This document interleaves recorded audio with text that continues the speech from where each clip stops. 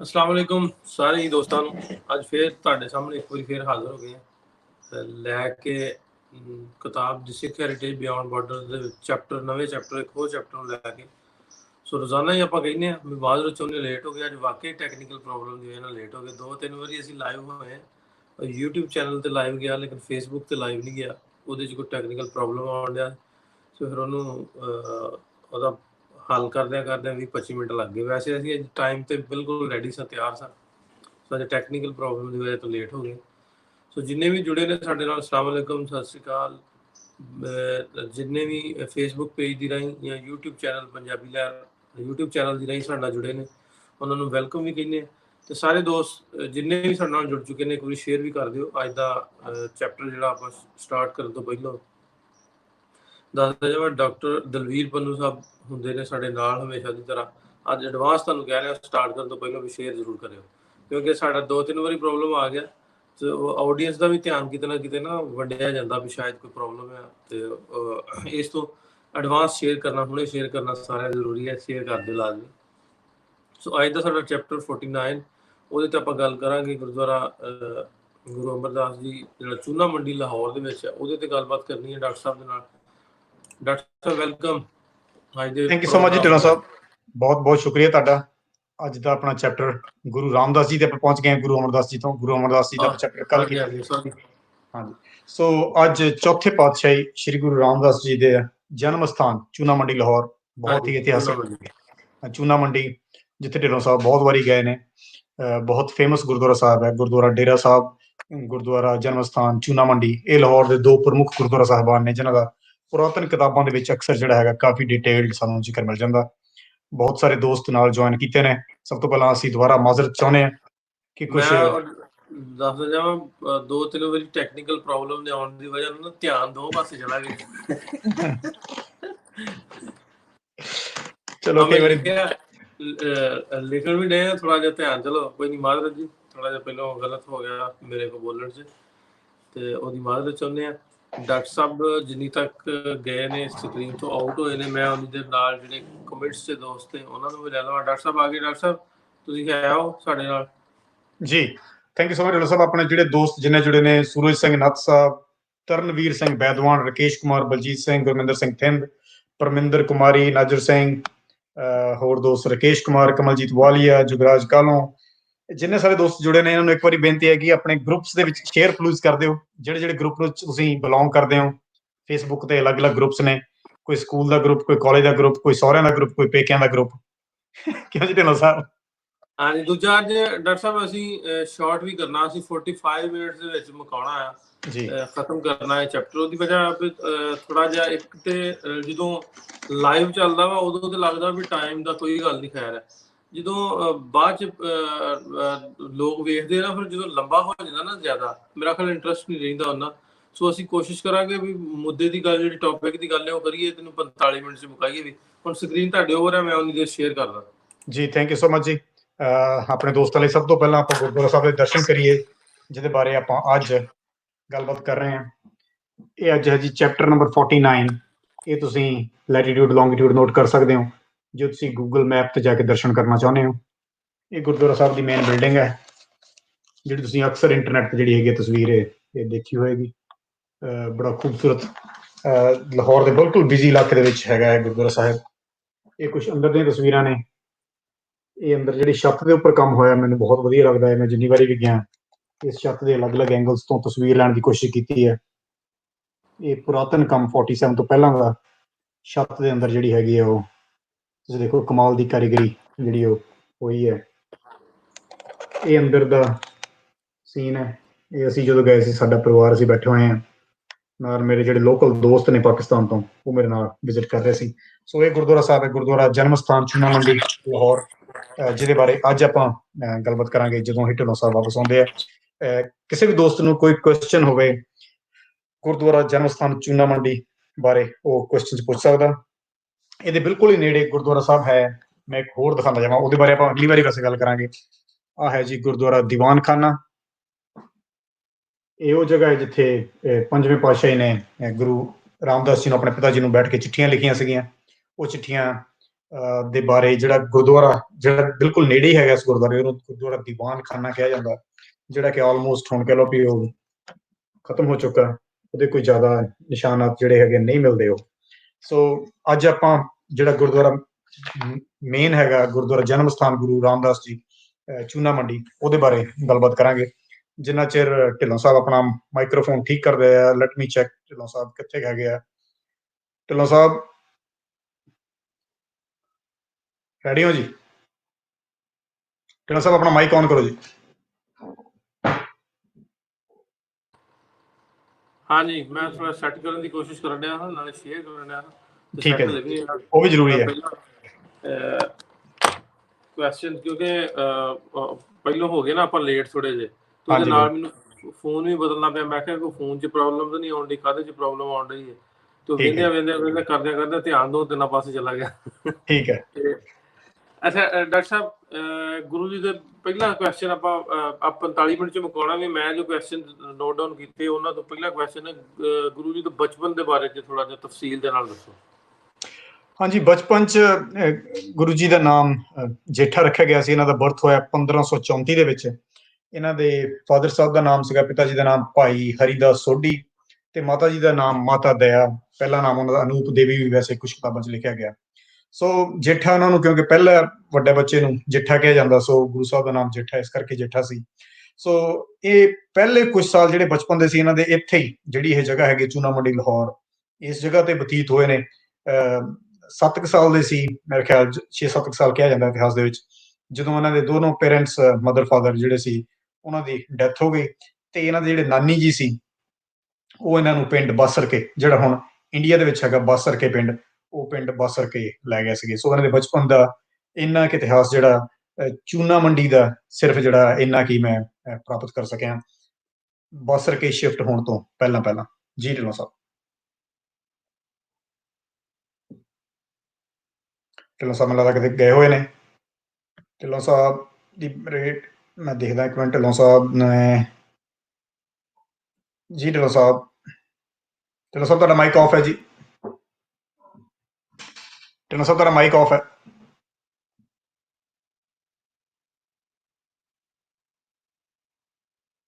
Okay, ਮੈਨੂੰ ਲੱਗ ਰਿਹਾ ਢਿੱਲੋਂ ਸਾਹਿਬ ਕਿਤੇ ਨਾਲ ਦੂਜੀ ਲਾਈਨ 'ਚ ਬਿਜ਼ੀ ਨੇ। ਸੋ ਮੈਂ ਅੱਗੇ ਵਧਾਉਣਾ।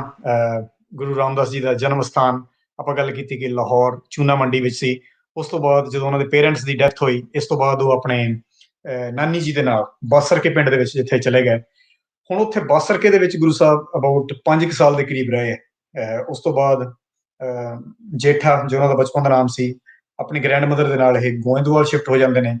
ਹੁਣ ਕਿਉਂਕਿ ਉੱਥੇ ਕਹਿ ਲਓ ਵੀ ਗਰੀਬੀ ਸੀ, ਉੱਥੇ ਕਿਹਾ ਜਾਂਦਾ ਕਿ ਇਹਨਾਂ ਨੂੰ ਚਨੇ ਛੋਲੇ ਭੁੰਨ ਕੇ ਜਿਹੜਾ ਸੀ ਉਹ ਗੁਜ਼ਾਰਾ ਕਰਨਾ ਪੈਂਦਾ ਸੀ। ਸੋ ਬਚਪਨ ਦੇ ਵਿੱਚ ਹੀ ਉਹਨਾਂ ਨੇ ਕਹਿ ਲਓ ਬੜੀ ਮਿਹਨਤ ਮੁਸ਼ੱਕਤ ਕਰਕੇ ਆਪਣੀ ਗ੍ਰੈਂਡ ਮਦਰ ਦੇ ਨਾਲ, ਆਪਣੀ ਨਾਨੀ ਦੇ ਨਾਲ ਜਿਹੜਾ ਸੀ ਪਰਿਵਾਰ ਨੂੰ ਪਾਲਣ ਪੋਸ਼ਣ ਦੇ ਵਿੱਚ ਖੁਦ ਬਚਪਨ ਦੇ ਵਿੱਚ ਜਿਹੜੀ ਸੀ ਉਹਨਾਂ ਨੇ ਹੈਲਪ ਕਰਨੀ ਸ਼ੁਰੂ ਕਰ ਦਿੱਤੀ। ਸੋ ਲੈਟ ਮੀ ਸੀ ਕਿ ਢਿੱਲੋਂ ਸਾਹਿਬ ਹਾਲੇ ਕਿੱਥੇ ਨੇ। Let me try once again. Sorry, ਸਾਡਾ ਕੁਝ ਟੈਕਨੀਕਲ ਪ੍ਰੋਬਲਮ ਆ ਰਹੀ ਹੈ। ਚਲੋ, ਢਿੱਲੋਂ ਸਾਹਿਬ ਨਹੀਂ ਹੈਗੇ। ਮੈਂ ਤੁਹਾਨੂੰ ਇਤਿਹਾਸ ਅੱਗੇ ਗੁਰੂ ਸਾਹਿਬ ਸੁਣਾਈ ਜਾਂਦਾ। ਗੁਰੂ ਸਾਹਿਬ ਫਿਰ ਜਦੋਂ ਪਹਿਲਾਂ ਸੀ 5 ਸਾਲ ਦੀ ਉਮਰ ਤੱਕ ਆਪਣਾ ਲਾਹੌਰ ਚੂਨਾ ਮੰਡੀ, 7 ਸਾਲ ਦੀ ਉਮਰ ਤੱਕ ਲਾਹੌਰ ਚੂਨਾ ਮੰਡੀ। ਉਸ ਤੋਂ ਬਾਅਦ 5 ਸਾਲ ਦੇ ਕਰੀਬ ਰਹੇ ਨੇ ਇਹ ਪਿੰਡ ਬਾਸਰਕੇ। ਸੋ ਅਬਾਊਟ 12-13 ਸਾਲ ਦੀ ਉਮਰ ਦੇ ਵਿੱਚ ਇਹ ਬਾਸਰਕੇ ਪਿੰਡ ਛੱਡ ਕੇ ਗੋਇੰਦਵਾਲ ਸ਼ਿਫਟ ਹੋ ਗਏ। ਹੁਣ ਕਿਉਂਕਿ ਗੋਇੰਦਵਾਲ ਉੱਥੇ ਉਹਨਾਂ ਨੂੰ ਕਿਹਾ ਜਾਂਦਾ ਕਿ ਤੀਜੇ ਗੁਰੂ ਸਾਹਿਬ ਗੁਰੂ ਅਮਰਦਾਸ ਜੀ ਦੀ ਸੰਗਤ ਮਿਲੀ, ਉਹਨਾਂ ਦੇ ਇਹ ਸਿੱਖ ਬਣੇ, ਉਹਨਾਂ ਦੇ ਸ਼ਰਧਾਲੂ ਬਣੇ। ਜਿੱਥੇ ਮੁੜ ਕੇ ਆਪਾਂ ਸਭ ਨੇ ਸਾਖੀ ਸੁਣੀ ਹੋਏਗੀ ਕਿ ਉਹਨਾਂ ਦਾ ਜਿਹੜਾ ਵਿਆਹ ਸੀ ਬੀਬੀ ਭਾਨੀ ਦੇ ਨਾਲ ਹੋ ਗਿਆ। ਇਹ ਸਾਲ 1554 ਦੀ ਗੱਲ, 1554। ਉੱਥੇ ਹੌਲੀ ਹੌਲੀ ਗੁਰੂ ਸਾਹਿਬ ਦੇ ਨਾਲ ਹੋਰ ਸੇਵਾ ਕਰਦੇ ਆ। ਮਤਲਬ ਉਹਨਾਂ ਨੇ ਕਹਿ ਲਓ ਵੀ ਗੁਰੂ ਅਮਰਦਾਸ ਜੀ ਦਾ ਦਿਲ ਜਿੱਤ ਲਿਆ। ਉਹਨਾਂ ਨੇ ਜੋ ਵੀ ਟੈਸਟ ਸੀਗੇ ਗੁਰਗੱਦੀ ਦੇ ਲਈ ਪਾਸ ਕੀਤੇ।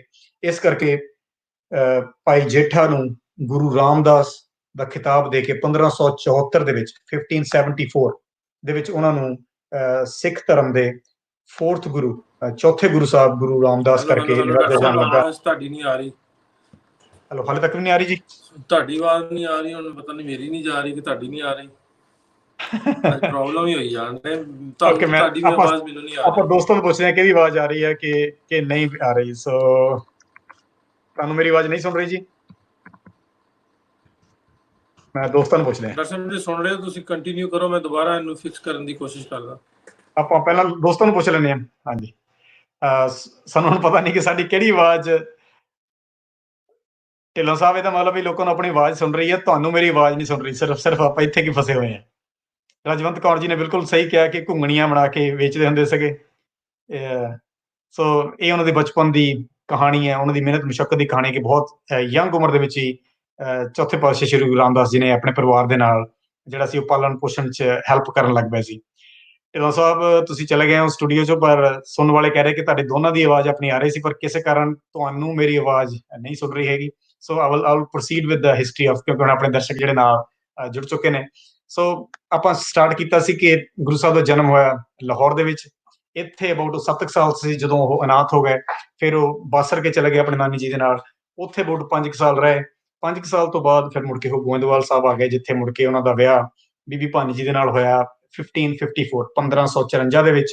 ਤੇ ਮੁੜ ਕੇ 20 ਸਾਲਾਂ ਬਾਅਦ 1574 ਦੇ ਵਿੱਚ ਚੌਥੀ ਗੁਰੂ ਨਾਨਕ ਦੇਵ ਜੀ ਤੋਂ ਜੋ ਗੱਦੀ ਸ਼ੁਰੂ ਹੋਈ ਹੈ, ਗੁਰੂ ਨਾਨਕ ਦੇਵ ਜੀ, ਫਿਰ ਗੁਰੂ ਅੰਗਦ ਦੇਵ ਜੀ, ਗੁਰੂ ਅਮਰਦਾਸ, ਤੇ ਮੁੜ ਕੇ ਚੌਥੇ ਗੁਰੂ ਰਾਮਦਾਸ ਜੀ ਜਿਹੜੇ ਸੀ ਉਸ ਗੁਰਗੱਦੀ ਤੇ ਬੈਠੇ ਨੇ ਇਨ 1574।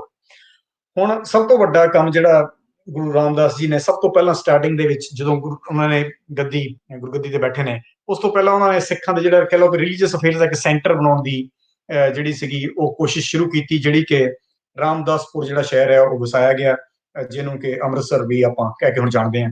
ਇਸ ਪਿੰਡ ਦੇ ਲਈ ਉਹਨਾਂ ਨੇ ਆਲੇ ਦੁਆਲੇ ਦੇ ਪਿੰਡ ਤੁੰਗ, ਗੁਮਟਾਲਾ ਤੇ ਗਿੱਲਵਾਲੀ, ਇਹ ਕੁਝ ਪਿੰਡ ਨੇ ਜਿਨ੍ਹਾਂ ਦਾ ਪਤਾ ਲੱਗਦਾ ਕਿ ਉਹਨਾਂ ਤੋਂ ਜ਼ਮੀਨ ਲੈ ਕੇ ਉਹਨਾਂ ਉੱਥੇ ਸਰੋਵਰ ਦੀ ਜਿਹੜੀ ਖੁਦਵਾਈ ਸੀ ਉਹ ਸ਼ੁਰੂ ਕੀਤੀ, ਜਿਸ ਤਰ੍ਹਾਂ ਦੀ ਉਹਨਾਂ ਨੂੰ ਇੰਸਟਰਕਸ਼ਨ ਤੀਜੇ ਪਾਤਸ਼ਾਹ ਗੁਰੂ ਅਮਰਦਾਸ ਜੀ ਨੇ ਦਿੱਤੀ ਹੋਈ ਸੀ। ਤੁਹਾਨੂੰ ਯਾਦ ਹੋਏਗਾ ਆਪਾਂ ਕੁਝ ਦਿਨ ਪਹਿਲਾਂ ਪਾਕਿਸਤਾਨ ਦੇ ਵਿੱਚ ਗੁਰਦੁਆਰਾ ਜਾਮਣ ਦੇ ਅੰਦਰ ਇੱਕ ਵਾਲ ਫ੍ਰੈਸਕੋ ਸੀ, ਉੱਥੇ ਦੇਖ ਰਹੇ ਸੀ।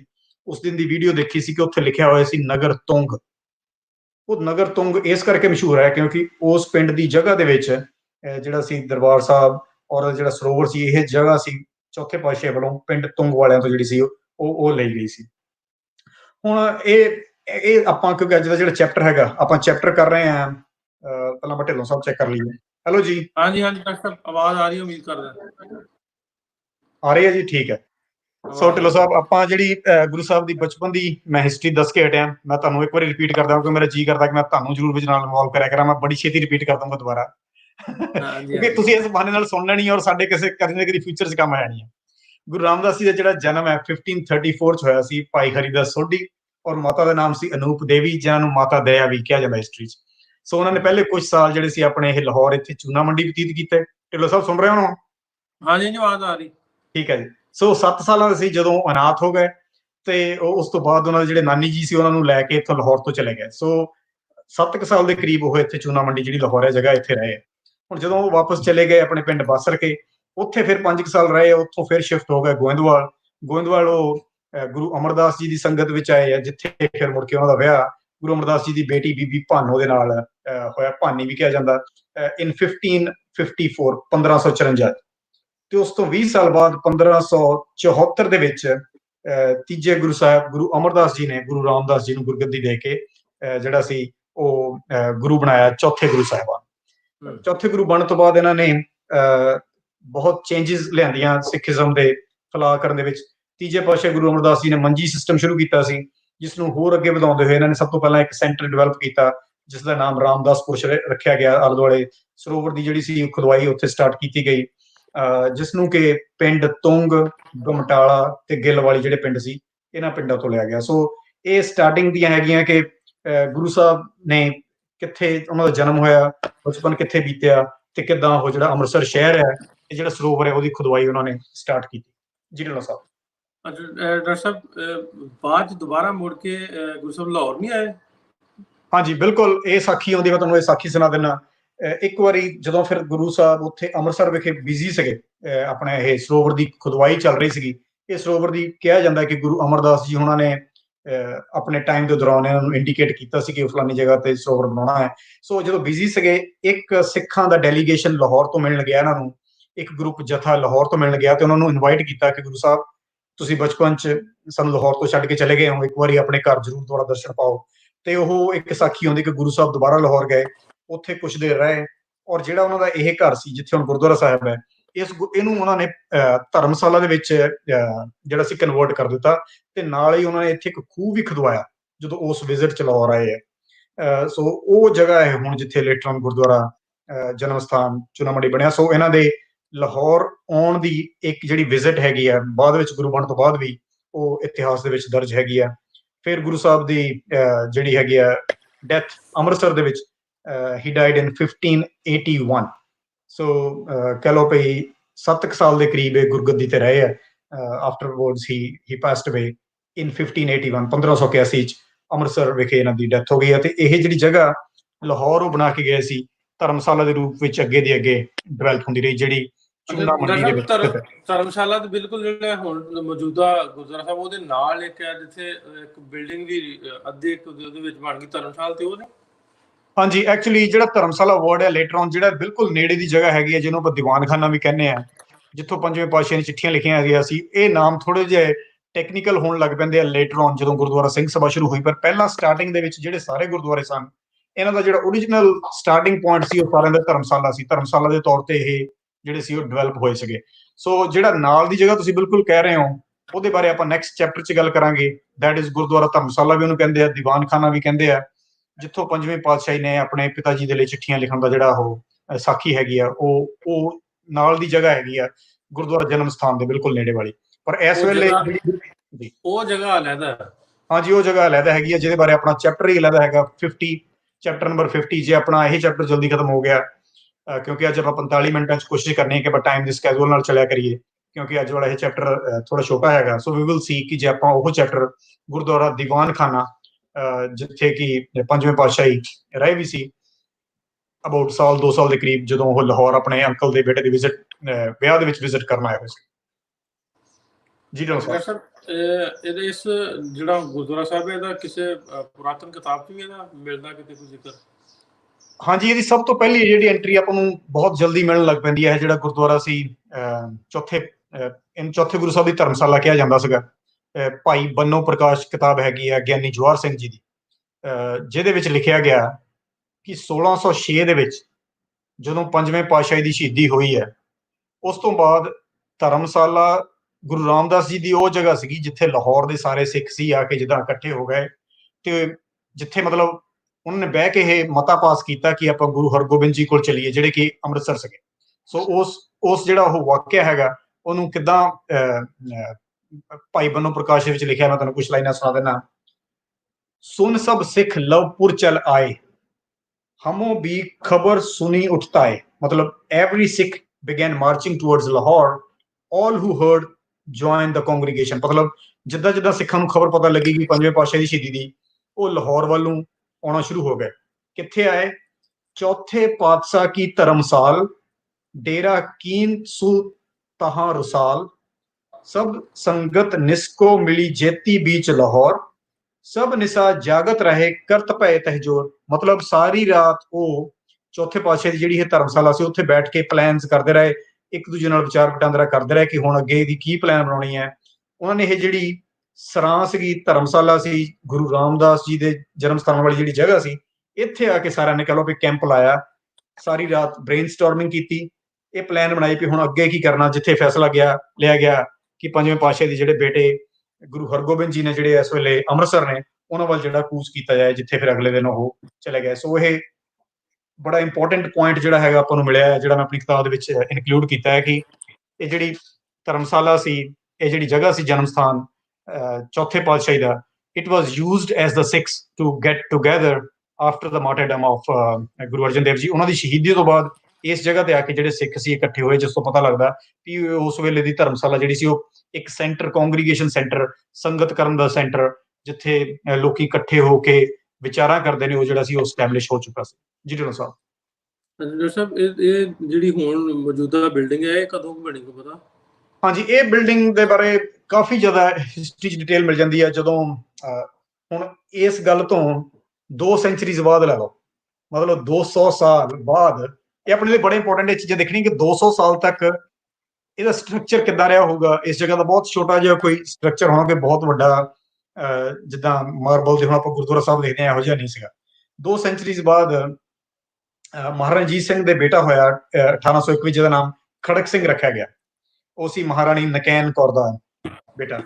ਜਦੋਂ ਮਹਾਰਾਜਾ ਖੜਕ ਸਿੰਘ ਸੀ, ਮਤਲਬ ਉਹਦੇ ਜਨਮ ਦੀ ਖੁਸ਼ੀ ਵਿੱਚ ਉਹਦੀ ਮਦਰ ਜਿਹੜੀ ਮਹਾਰਾਣੀ ਨਕੈਨ ਸੀ, ਉਹਨੇ ਬੇਨਤੀ ਕੀਤੀ ਕਿ ਜਿਹੜੀ ਗੁਰਦੁਆਰਾ ਗੁਰੂ ਰਾਮਦਾਸ ਜੀ ਦੀ ਜਗ੍ਹਾ ਹੈਗੀ ਆ, ਧਰਮਸ਼ਾਲਾ ਹੈਗੀ ਆ, ਜਿਹੜਾ ਵੀ ਉਹ ਧਾਰਮਿਕ ਸਥਾਨ ਹੈਗਾ, ਉਹ ਬਹੁਤ ਛੋਟਾ ਆ, ਕਿਉਂ ਨਾ ਇਹਨੂੰ ਵੱਡਾ ਕੀਤਾ ਜਾਵੇ। ਇਸ ਕਰਕੇ ਨਾਲੇ ਦੁਆਲੇ ਜਿਹੜੀ ਬਿਲਡਿੰਗ ਸੀਗੀਆਂ ਔਰ ਆਲੇ ਦੁਆਲੇ ਦੀਆਂ ਦੁਕਾਨਾਂ ਸੀਗੀਆਂ, ਇਹ ਕਾਫੀ ਬਿਜ਼ੀ ਇਲਾਕਾ ਸੀ, ਜਿਹਨੂੰ ਮਹਾਰਾਜਾ ਰਣਜੀਤ ਸਿੰਘ ਜੀ ਨੇ ਕਿਹਾ ਜਾਂਦਾ ਕਿ ਪਰਚੇਜ਼ ਕਰਕੇ ਆਲੇ ਦੁਆਲੇ ਦੀਆਂ ਦੁਕਾਨਾਂ ਇਸ ਜਗ੍ਹਾ ਨੂੰ ਥੋੜਾ ਜਿਹਾ ਵੱਡਾ ਕੀਤਾ ਤੇ ਅਬਾਊਟ 1 ਸਾਲ ਲਾ ਕੇ ਇਹ ਜਿਹੜੀ ਖੂਬਸੂਰਤ ਹੁਣ ਆਪਾਂ ਬਿਲਡਿੰਗ ਦੇਖ ਰਹੇ ਹਾਂ, ਇਹ ਬਿਲਡਿੰਗ ਦਾ ਜਿਹੜਾ ਮੌਜੂਦਾ ਸਟਰਕਚਰ ਹੈਗਾ, ਇਹ ਸਟਰਕਚਰ ਹੋਂਦ ਚ ਆਇਆ 1801 ਵਿੱਚ, after the birth of Kharak Singh, who was the son of Maharani Nakain, ਜਿਹੜੀ ਇਹਨਾਂ ਦੀ ਇੱਕ ਵਾਈਫ ਸੀ ਮਹਾਰਾਜਾ ਰਣਜੀਤ ਸਿੰਘ ਦੀ।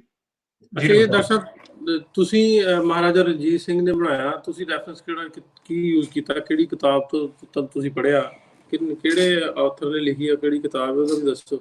ਹਾਂਜੀ ਬਿਲਕੁਲ। ਹੁਣ ਜਦੋਂ ਆਪਾਂ ਇਹ ਚੀਜ਼ ਦੇਖਣੀ ਆ, ਆਪਾਂ ਨੂੰ ਆਪਣੀ ਕਿਤਾਬ ਦੇ ਪਿੱਛੇ ਹੁਣ ਮੈਂ ਇਹਦੀ ਨੰਬਰ ਸਾਈਟੇਸ਼ਨ ਨੰਬਰ 56 ਲਿਖੀ ਹੋਈ ਹੈ।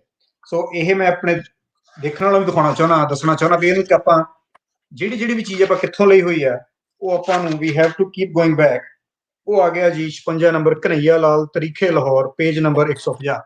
ਮਤਲਬ ਇਹ ਜਿਹੜੀ ਲਾਈਨ ਆਪਾਂ ਲਈ ਹੈ, ਇਹ ਤਰੀਖੇ ਲਾਹੌਰ ਜਿਹੜੀ ਬੜੀ ਕੀ ਮਸ਼ਹੂਰ ਕਿਤਾਬ ਹੈ, ਪਾਕਿਸਤਾਨ ਦੇ ਵਿੱਚ ਬਹੁਤ ਪੜ੍ਹੀ ਜਾਂਦੀ ਹੈ, ਉਰਦੂ ਚ ਕਿਤਾਬ ਹੈ, ਕਨਈਆ ਲਾਲ ਦੀ ਲਿਖੀ ਹੋਈ, ਉਹਦੇ ਪੰਨਾ ਨੰਬਰ 150 ਤੋਂ ਆਪਾਂ ਜਿਹੜੀ ਇਹ ਇਨਫੋਰਮੇਸ਼ਨ ਲਈ ਹੈ। ਆਪਣੀ ਸਾਰੀ ਕਿਤਾਬ ਦੇ ਵਿੱਚ ਹਰੇਕ ਪੈਰਾਗ੍ਰਾਫ ਦੇ ਨਾਲ ਇੱਕ ਛੋਟਾ ਜਿਹਾ ਨੰਬਰ ਲਿਖਿਆ ਹੋਇਆ, ਇਹਦੇ ਉੱਪਰ ਨੰਬਰ ਲਿਖਿਆ ਹੋਇਆ 56। ਉਹ 56, ਜਿੱਦਾਂ ਤੁਸੀਂ ਕੁਐਸਚਨ ਪੁੱਛਿਆ, ਮੈਂ ਚਾਹੁੰਦਾ ਕਿ ਸਾਰੇ ਰੀਡਰ ਜਦੋਂ ਵੀ ਉਹ ਨੰਬਰ ਆਵੇ 56, 57, 58, ਉਹ ਬੁੱਕ ਦੇ ਪਿੱਛੇ ਜਾ ਕੇ ਜ਼ਰੂਰ ਦੇਖਣ ਕਿ ਆਪਾਂ ਕਿਹੜੀਆਂ ਪੁਰਾਤਨ ਕਿਤਾਬਾਂ ਨੂੰ ਯੂਜ਼ ਕੀਤਾ। ਜਿੱਦਾਂ ਇਸ ਪੈਰਾਗ੍ਰਾਫ ਦੇ ਲਈ ਆਪਾਂ ਜਿਹੜੀ ਕਿਤਾਬ ਹੈ ਉਹਨੂੰ ਕਨਈਆ ਲਾਲ ਤਰੀਖੇ ਲਾਹੌਰ ਨੂੰ ਯੂਜ਼ ਕੀਤਾ, ਜਿਹੜੀ ਕਿ ਕਾਫੀ ਪੁਰਾਣੀ ਕਿਤਾਬ ਹੈ, 1880s ਦੇ ਵਿੱਚ ਜਿਹੜੀ ਹੈਗੀ ਆ ਉਹ ਲਿਖੀ ਗਈ ਹੈ। ਹਾਂਜੀ 1880 1880s ਦੇ ਵਿੱਚ, ਮੈਨੂੰ ਐਗਜ਼ੈਕਟ ਈਅਰ ਯਾਦ ਨਹੀਂ ਹੈ, ਬਟ ਇਟਸ ਡਿਊਰਿੰਗ ਦਾ 1880 1880 85 ਦੇ ਵਿੱਚ ਜਿਹੜੀ ਹੈਗੀ। ਡਾਕਟਰ ਸਾਹਿਬ, ਇਹਦੀ ਇਸੇ ਬਿਲਡਿੰਗ ਦੀ ਕੋਈ ਹਿਸਟੋਰੀਕਲ ਖਾਸੀਅਤ ਹੋਰ? ਇਹਦੀਆਂ ਕਈ ਖਾਸੀਅਤ ਨੇ ਹੋਰ, ਜਿਹੜੀਆਂ ਸਭ ਤੋਂ ਵੱਡਾ ਤਾਂ ਇਹੀ ਹੈ ਕਿ ਚੌਥੇ ਪਾਤਸ਼ਾਹ ਦੇ ਵਿੱਚ ਜਨਮ ਹੋਇਆ। ਹੋਰ ਹੈ ਕਿ ਤਾਰੀਖੇ ਲਾਹੌਰ, ਜਿਹੜੀ ਆਪਾਂ ਕਿਤਾਬ ਦੀ ਗੱਲ ਕਰਕੇ ਹਟੇ ਹਾਂ, ਕਿਉਂਕਿ ਹੁਣ ਰੈਫਰੈਂਸ ਦੇਖਿਆ, ਮੈਂ ਉੱਥੇ ਪੜ੍ਹਿਆ ਕਿ ਉਹ ਲਿਖਦਾ, ਤਾਰੀਖੇ ਲਾਹੌਰ ਵਾਲਾ ਕਨਈਆ ਲਿਖਦਾ ਕਿ ਵੀ ਹਰੇਕ ਐਤਵਾਰ ਨੂੰ ਸੰਡੇ ਈਵਨਿੰਗ ਇੱਥੇ ਸ਼ਾਮ ਨੂੰ ਗੁਰੂ ਗ੍ਰੰਥ ਸਾਹਿਬ ਜੀ ਦਾ ਕੀਰਤਨ ਹੁੰਦਾ ਸੀ ਤੇ ਬਹੁਤ ਲੋਕ, ਲੇਡੀਜ਼ ਐਂਡ ਮੈਨ ਜਿਹੜੇ ਇਕੱਠੇ ਹੁੰਦੇ ਸੀ। ਇਸ ਤੋਂ ਅੱਗੇ ਜਿਹੜੀ ਹੋਰ ਸਭ ਤੋਂ ਵੱਡੀ ਖਾਸੀਅਤ ਢਿੱਲੋਂ ਸਾਹਿਬ ਇਸ ਜਗ੍ਹਾ ਦੀ ਮਿਲ ਜਾਂਦੀ ਹੈ, ਗੁਰਦੁਆਰਾ ਸਿੰਘ ਸਭਾ ਮੂਵਮੈਂਟ, ਜਿਹੜੀ ਤੁਹਾਨੂੰ ਯਾਦ ਹੋਵੇਗਾ ਆਪਾਂ ਗੱਲ ਕਰਕੇ ਹਟੇ ਸੀਗੇ ਪਹਿਲਾਂ, ਜਿੱਦਣ ਸਿਆਲਕੋਟ ਦਾ ਗੁਰਦੁਆਰਾ ਸੀ ਉਸ ਦੇ ਵਿੱਚ ਵੀ ਆਇਆ ਸੀ ਉਹਦਾ ਜ਼ਿਕਰ।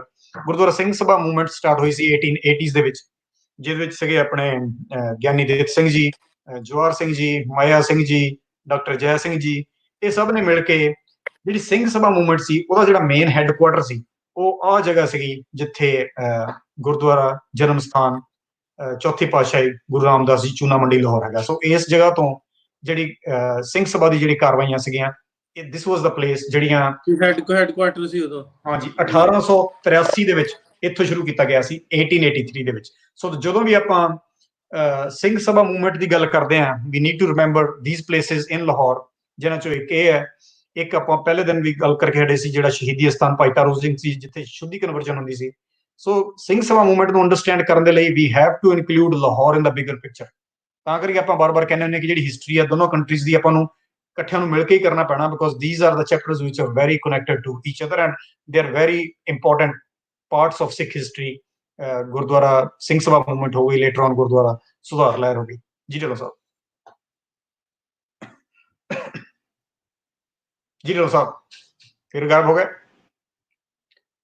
ਲਓ ਜੀ, ਮੈਨੂੰ ਲੱਗ ਰਿਹਾ ਢਿੱਲੋਂ ਸਾਹਿਬ ਦਾ ਟੈਲੀਫੋਨ ਕਨੈਕਸ਼ਨ ਫਿਰ ਕੱਟ ਗਿਆ। ਇਨ ਦਾ ਮੀਨ ਟਾਈਮ ਲੈਟ ਮੀ ਸੀ ਦੋਸਤਾਂ ਦੇ ਜਿਹੜੇ ਕੁਝ ਕਮੈਂਟ ਹੈਗੇ ਆ, ਹੁਣ ਜਦ ਮੈਂ ਕਮੈਂਟ ਪੜ੍ਹ ਲਵਾਂ। ਸੰਗਰਾਮ ਸਿੰਘ ਜੀ ਕਹਿ ਰਹੇ ਨੇ ਕਿ ਬਹੁਤ ਵਧੀਆ ਜੀ, thank you so much.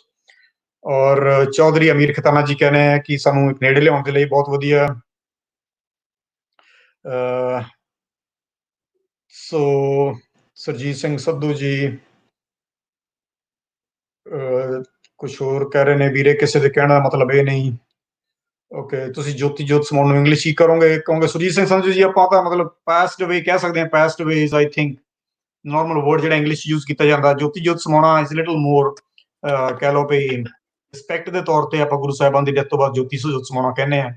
English ਦੇ ਵਿੱਚ ਤਾਂ I think we just use the word passed away, that is respectable word. ਔਰ ਸੋ ਲੈਟਸ ਸੀ ਅਗਲੇ ਹੋਰ ਹੈਗੇ ਨੇ ਕੁਝ। ਰਜਵੰਤ ਕੌਰ ਜੀ, ਟੋਬਾ ਤੇਗ ਸਿੰਘ ਮਾਈ ਸਿਟੀ, ਕੁਝ ਕੁਐਸਚਨ ਹੋਰ ਨੇ। ਇੰਦਰਜੀਤ ਸਿੰਘ ਨੇ ਸਰ ਗੁਰੂ ਜੀ ਘਰ ਨੇ, ਪਰ ਉਹਨਾਂ ਦੀ ਕੇਅਰ ਵਾਲੇ ਬਹੁਤ ਘੱਟ ਨੇ। ਹਾਂਜੀ ਸੁਰਜੀਤ ਸਿੰਘ ਸੰਧੂ ਜੀ, ਆਪਾਂ ਸਾਰੇ ਕਹਿ ਲਓ ਭਈ ਛੱਡ ਕੇ ਆ ਗਏ ਗੁਰਧਾਮਾਂ ਨੂੰ, ਹੁਣ ਗੁਰਧਾਮ ਤਾਂ ਆਪਾਂ ਨਾਲ ਲਿਆ ਨਹੀਂ ਸੀ ਸਾਡੇ 47 ਚ। ਸੋ ਇਹ ਕਹਿ ਲਓ ਵੀ ਆਪਾਂ ਸਿੱਖ ਹੀ ਬਦਾਵਾ ਦੇ ਕੇ ਆਏ ਆ। ਉੱਥੇ ਜਿਹੜੇ ਪਾਕਿਸਤਾਨ ਚ ਦੋਸਤ ਨੇ ਅਕਸਰ ਵਰਡ ਇਵਨ ਬਦਾਵਾ ਯੂਜ਼ ਕਰਦੇ ਆ ਬਕਾਇਦਾ ਸਿੱਖਾਂ ਦੇ ਲਈ, ਵੀ ਤੁਸੀਂ ਬਦਾਵਾ ਦੇ ਕੇ ਬਿਲਡਿੰਗ ਨੂੰ ਗਏ ਹੋ, ਬਿਲਡਿੰਗ ਜਿਹੜੇ ਗੁਰਦੁਆਰੇ ਸੀ ਉਹਨਾਂ ਨੇ ਤੁਹਾਨੂੰ ਤਾਂ ਨਹੀਂ ਛੱਡਿਆ। ਸੋ ਇਸ ਕਰਕੇ ਹੁਣ ਅਸੀਂ ਕਹਿ ਲਓ ਵੀ ਇਹੋ ਜੋ ਗਲਤੀ ਹੈ, ਜੋ ਵੀ ਉਹਨੂੰ ਕਹਿ ਲਓ, ਉਹਨੂੰ ਹੁਣ ਕਵਰ ਕਰਨ ਦੀ ਜਿੰਨਾ ਕੁ ਹੋ ਸਕਦਾ ਉਹਨੂੰ ਕੋਸ਼ਿਸ਼ ਕਰ ਰਹੇ ਹਾਂ। ਢਿੱਲੋਂ ਸਾਹਿਬ ਸਾਡੇ ਨਾਲ ਵਾਪਸ ਆ ਗਏ ਨੇ। ਆਪਾਂ ਢਿੱਲੋਂ ਸਾਹਿਬ ਦਾ ਅਮੀਨ ਚੌਹਾਨ ਜੀ ਕਹਿੰਦੇ ਨੇ ਗੁਰਦੁਆਰਾ ਮਾਡਲ ਟਾਊਨ ਲਾਹੌਰ ਦੀ ਹਿਸਟਰੀ ਜ਼ਰੂਰ ਦੱਸਾਂਗੇ, ਡਾਕਟਰ ਸਾਹਿਬ ਦੱਸਣਗੇ ਉਹ ਵੀ, ਲੇਕਿਨ ਜਦੋਂ ਉਹਦਾ ਸ਼ੁਰੂ ਕਰਾਂਗੇ ਉਹਦੇ ਤੇ। ਅਮੀਨ ਚੌਹਾਨ ਜੀ ਵਾਸਤੇ ਮੈਂ ਐਕਚੁਅਲੀ ਬੁੱਕ ਚ ਦਿਖਾਉਣ ਲੱਗਾ ਸੀ, ਪਰ ਫਿਰ ਆਪਾਂ ਟੌਪਿਕ ਤੋਂ ਦੂਜੇ ਪਾਸੇ ਚੱਲ ਜਾਣਾ। ਮਾਡਲ ਟਾਊਨ ਵਾਲਾ ਜ਼ਰੂਰ ਜਿਸ ਦਿਨ ਆਏ ਆਪਾਂ ਉਸ ਗੁਰਦੁਆਰੇ ਦੇ ਵਿੱਚ। ਮੇਰਾ ਹੁਣ ਫਿਰ ਪ੍ਰੋਬਲਮ ਇਹ ਹੁੰਦਾ, ਜਿੰਨੇ ਵੀ ਦੋਸਤ ਵੇਖਣ ਦੇ ਨੇ ਇੱਕ ਵਾਰੀ ਸ਼ੇਅਰ ਕਰ ਦਿਓ। ਉਹਨਾਂ ਵਿੱਚ ਫੋਨ ਕਰ, ਮੈਂ ਵੈਸੇ ਤਾਂ ਫਲਾਈਟ ਮੋਡ ਕੀਤਾ ਵਾ, ਜਦੋਂ WhatsApp ਤੇ ਫੋਨ ਕਰ ਦਿੰਦੇ ਨੇ ਫਿਰ ਸਕਰੀਨ ਆਊਟ ਹੋ ਜਾਂਦਾ। ਸੋ ਮੈਂ ਅੱਜ ਅਦਰ ਫੋਨ ਯੂਜ਼ ਨਹੀਂ ਕਰਨ ਡਿਆ, ਉਹਦੇ ਚ ਪ੍ਰੋਬਲਮ ਸੀ, ਇਸ ਤੋਂ ਆਪਣਾ ਫੋਨ ਲਾਇਆ ਵਾ ਜਿਹਦੇ ਤੇ ਮੇਰਾ WhatsApp ਹੈ। ਰਜਵੰਤ ਕੌਰ ਭੈਣ ਜੀ ਕਹਿ ਰਹੇ ਕਿ ਜਿਸ ਨੂੰ ਸ਼ਬਦ ਹਜ਼ਾਰੇ ਕਿਹਾ ਜਾਂਦਾ, ਬਿਲਕੁਲ ਸਹੀ ਕਿਹਾ ਭੈਣ ਜੀ ਨੇ। ਇਹ ਸ਼ਬਦ ਹਜ਼ਾਰੇ ਜਿਹੜੀਆਂ ਉਹ ਚਿੱਠੀਆਂ ਨੇ, ਜਿਹੜੀਆਂ ਜਿਹੜਾ ਗੁਰਦੁਆਰਾ ਦੀਵਾਨਖਾਨਾ ਬਿਲਕੁਲ ਨਾਲ ਦਾ ਹੈ, ਉੱਥੋਂ ਗੁਰੂ ਸਾਹਿਬ ਨੇ ਜੋ ਲਿਖੀਆਂ ਸੀ, ਇਹਨਾਂ ਨੂੰ ਚਿੱਠੀਆਂ ਨੂੰ ਲੇਟਰ ਔਨ ਮਤਲਬ ਉਹ ਸ਼ਬਦ ਹਜ਼ਾਰੇ ਦਾ ਨਾਮ ਦਿੱਤਾ ਗਿਆ। ਉਹਦੇ ਲਈ ਵੀ ਅਲੱਗ ਸਾਖੀ ਹੈਗੀ ਆ। ਅੱਜ ਦੇਖਦੇ ਆਪਾਂ ਨੂੰ ਕਿੰਨਾ ਕੁ ਟਾਈਮ ਹੈਗਾ ਤੇ ਆਪਾਂ ਸ਼ਾਇਦ ਉਸ ਚੈਪਟਰ ਨੂੰ ਵੀ ਨਾਲ ਇਨਕਲੂਡ ਕਰ ਲਈਏ। ਜੀ ਢਿੱਲੋਂ ਸਾਹਿਬ 27 ਮਿੰਟ ਡਾਕਟਰ ਸਾਹਿਬ ਆਪਣੇ ਕੋਲ ਹੋ ਚੁੱਕੇ ਨੇ। ਠੀਕ ਹੈ ਜੀ।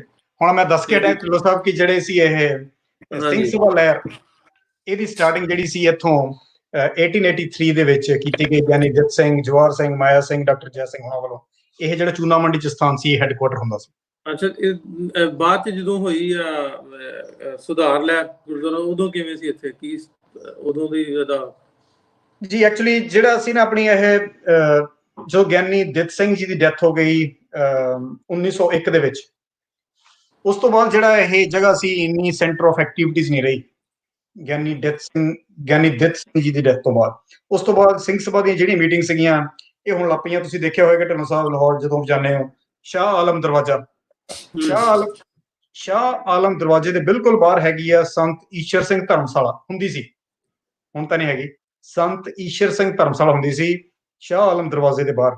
ਉਸ ਜਗ੍ਹਾ ਤੇ ਸਾਰੀਆਂ ਜਿਹੜੀਆਂ ਇਹ ਸਿੱਖ ਪੋਲੀਟੀਕਲ ਐਕਟੀਵਿਟੀਜ਼ ਹੈ ਇੱਥੋਂ ਸ਼ਿਫਟ ਹੋ ਕੇ ਉਸ ਜਗ੍ਹਾ ਤੇ ਚਲੀ ਗਈਆਂ ਸੀ, ਔਰ ਉੱਥੇ 47 ਤੱਕ ਚੱਲਦੀਆਂ ਰਹੀਆਂ। ਸੰਤ ਈਸ਼ਰ ਸਿੰਘ ਧਰਮਸ਼ਾਲਾ ਰਾਈਟ ਆਊਟਸਾਈਡ ਸ਼ਾਹ ਆਲਮ ਦਰਵਾਜ਼ੇ ਦੇ ਬਿਲਕੁਲ ਬਾਹਰ ਵਾਲੀ ਸਾਈਡ।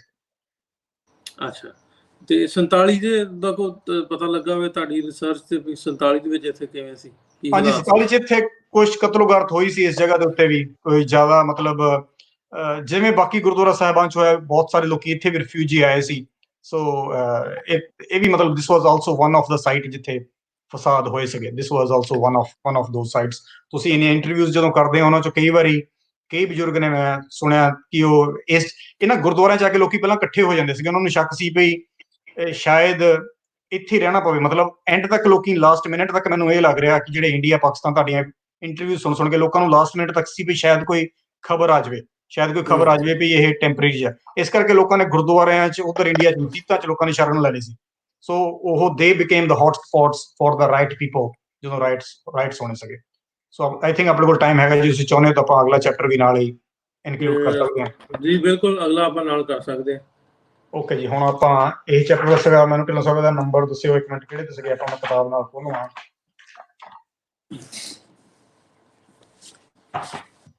ਮੈਂ ਵੀ ਇੱਥੇ ਦੱਸਾਂ ਜੀ। ਹਾਂਜੀ, ਤੁਹਾਨੂੰ ਥੋੜਾ ਯਾਦ ਰਹਿੰਦਾ ਸੌਖਾ, ਤੁਹਾਡੀ ਯਾਦ, ਤੁਸੀਂ ਜਵਾਨ ਹੈ। ਮੇਰੀ ਯਾਦ ਨਹੀਂ ਠੀਕ। ਓਕੇ ਜੀ, ਇਹ ਸੀਗਾ ਚੈਪਟਰ 49। ਹੁਣ ਆਪਾਂ ਚੈਪਟਰ ਕਰਨ ਲੱਗੇ ਹਾਂ ਜੀ 50, 216 ਨੰਬਰ ਪੇਜ ਜੀ, ਦੀਵਾਨਖਾਨਾ ਸਾਹਿਬ ਜੀ। ਬਿਲਕੁਲ ਜੀ। ਸੋ ਆਪਾਂ ਆਪਣੇ ਦੇਖਣ ਵਾਲੇ ਤੋਂ ਪਹਿਲਾਂ ਦਿਖਾ ਦਈਏ ਕਿ ਆਪਾਂ ਹੁਣ ਜਿਹੜਾ ਗੱਲ ਕਰਕੇ ਹਟੇ ਸੀ, ਇਹ ਸੀ ਗੁਰਦੁਆਰਾ ਚੂਨਾ ਮੰਡੀ, ਗੁਰਦੁਆਰਾ ਜਨਮ ਸਥਾਨ ਗੁਰੂ ਰਾਮਦਾਸ ਜੀ। ਇਹ ਗੁਰਦੁਆਰਾ ਸੀ, ਠੀਕ ਹੈ। ਇੱਥੇ ਚੌਥੇ ਪਾਤਸ਼ਾਹੀ ਦਾ ਜਨਮ ਹੋਇਆ। ਹੁਣ ਬਿਲਕੁਲ ਉਹਦੇ ਨੇੜੇ ਹੀ ਇਹ ਗੁਰਦੁਆਰਾ ਸਾਹਿਬ ਦੇ ਅੰਦਰ ਦੀ ਇੱਕ ਵਾਰੀ ਮੈਂ ਖੂਬਸੂਰਤ ਕਲਾਕਾਰੀ ਤੁਹਾਨੂੰ ਦੁਬਾਰਾ ਦਿਖਾ ਦਿਆਂ। ਇਹ ਛੱਤ ਹੈ, ਇੱਥੇ ਚੌਥੇ ਪਾਤਸ਼ਾਹੀ ਗੁਰੂ ਰਾਮਦਾਸ ਜੀ ਦਾ ਜਨਮ ਹੋਇਆ ਸੀ।